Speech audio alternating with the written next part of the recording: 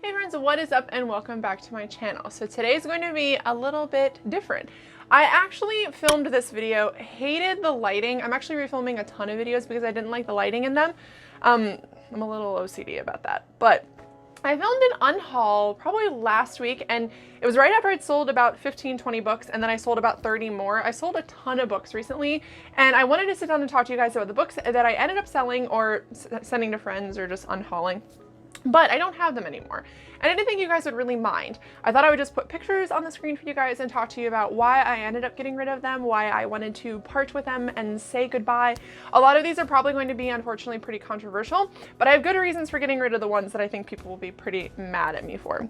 The first ones that I'm going to be starting out with are actually God's Grave and Nevernight. I ended up sending these to my friend Bunny because Bunny had recently read them and fallen absolutely in love with the series, and she didn't have them. And I kept thinking, okay, I liked the first one, but I've had the second one for forever and I haven't read it. And if I want to read it, I can get it from the library, and I have no interest in rereading Nevernight, and I don't really enjoy Mia as a character. So I understand that there might be growth. I understand the story might get a little bit more interesting, even though the story is pretty interesting to me. It's just not something that really captivates me like it does everybody else. So I decided to send that duology, what is eventually going to be a series, Dark Dawn, I think comes out later this year, send it along to her, and then I will just borrow it from the library when I do choose to actually read it. She definitely needed it, wanted it, craved it a lot more than I did, so I did send those along to her. The next series that I actually ended up selling is the Shades of Magic trilogy by V. Schwab. And with Assembly Part 2 go, oh god. The reason why I ended up selling these is because I actually have the black version, I believe it's Barnes & Noble versions of them, and I don't think I'm ever going to reread the series, so there's no reason to keep two of them. So I did end up selling these as well. Now I did like this series, probably not as much as I thought I did originally, but I did still enjoy it. I do like the characters a lot. Alucard is my favorite. So I do like the representation that's in it. I'm not a fan of Lila. Lila drives me absolutely nuts, and she's probably what would deter me from ever reading the series again. So I did want to pass these along and sell them to the local half-price bookstore because I feel like a lot of people are probably really going to enjoy this series, and to find the entire series there is probably a really big deal. So they are also signed. So I did end up selling those as well. The next book that I sold is actually Love and Gelato. The reason why I sold this is because it's about a girl who goes to Italy following the death of her mother, and she meets up with her dad that she's never really spoken to in a long time, or he's not really in her life. And I think it would have been a good summer read, but I've just had it for a really long time and I never read it, so I did also want to unhaul that. The next two are going to be super controversial, but I don't think they're going to be very surprising. I ended up unhauling Elevation by Stephen King because it was one of my least favorite books that I've ever read, especially when it comes to being read, written by him. I feel like the representation was done very poorly. I feel like the story was very boring. It was not a horror or even like thrillery book. It was more of like magical realism, and I didn't enjoy it. By the same token, I did also sell Gwendy's Button Box, and the reason for that is because I didn't like Gwendy's Button Box. I thought it was pretty boring. I thought it was very nuanced, political, and I don't really need nuanced political in my life. I don't want that. It's not a type of book that I'm wanting to read.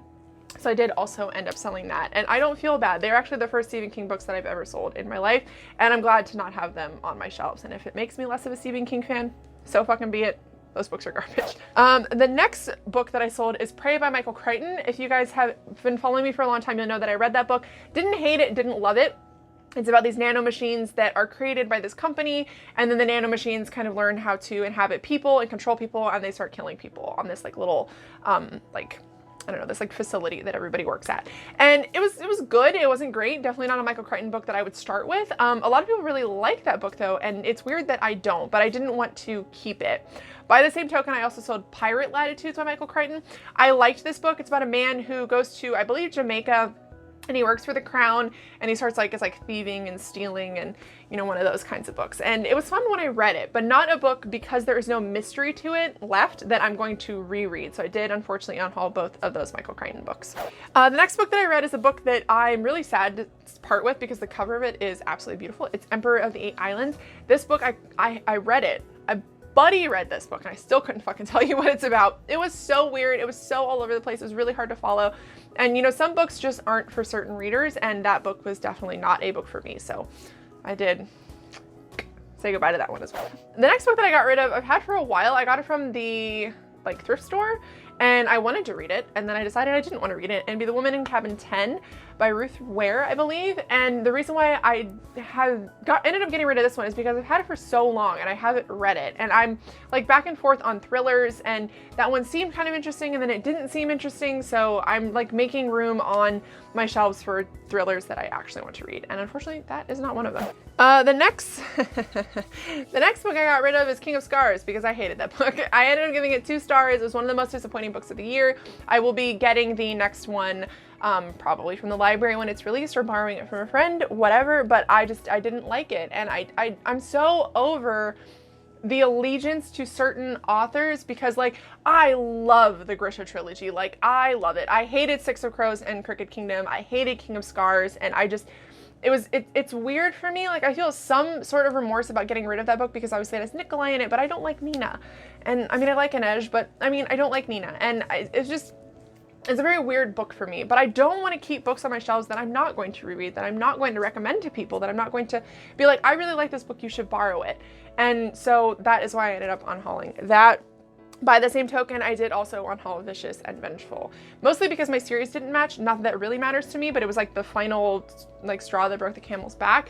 I liked Vicious. I think that it was phenomenal. I like the morally great characters. I like the whole setup of like superheroes, like following, you know, they die and then they are basically reborn and they are these superheroes. They get these superhero abilities, or more like supervillain abilities.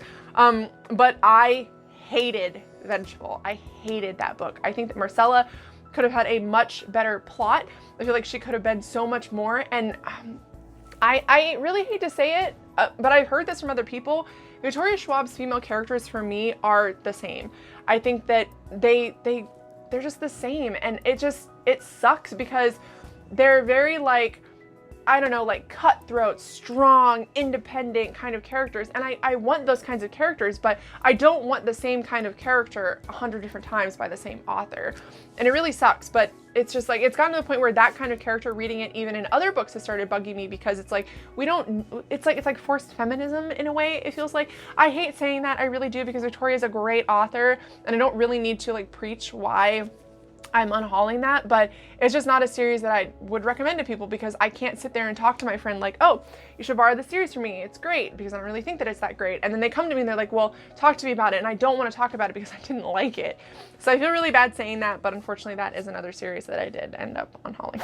The next book that I got rid of is The Book Thief. Great book, but I'm never going to read it again because I feel like it's one of those books that I could really only read once, and if I do end up getting it later, I might get the one that doesn't have like the TV. I had like the TV movie version of it. But it's just like, if I want to read it again, I can borrow it from the library. I want to pass it along to somebody, and it was taking up a lot of room on my shelf because it was a pretty big book. So I did want to free up some space. The next book I got rid of is Sharp Objects. This is a book that I think I got rid of most of the stuff that I had by this author, and it's because she writes more psychological, in your head kind of thrillery books, and those books really fuck me up because of the form of OCD that I have. So I don't think I'm ever really going to be at a point in my life where like I'm gonna want to read those kinds of thrillers. So I did end up unhauling those, and the last one that I unhauled was A List of Cages, and I was really excited to read this. I believe there's ADHD rep in it, but for me it just wasn't. I've had it for so long and I haven't read it, and I once again just didn't want it taking up space on my shelves. For what reason, you know? So I did also end up unhauling that book. All right guys, so that is everything that I've unhauled recently. Like I said, I'm sorry I don't have them here, but your girl was broke and needed to sell stuff to have money to pay for Florida in September, and I'm trying to like get all of that going. I have a couple of months left, so I did end up unhauling all these books to kind of pay for some extra bills for Florida. So that is going to be it for today's video. Let me know down below a book that sits on your shelves that you wish you could unhaul, but for some reason you have reservations about unhauling. I'm really interested to see why people choose to keep books that maybe they would otherwise get rid of. But I love you guys a ton. Thank you so much for watching this video, and I will see you in my next one. Bye.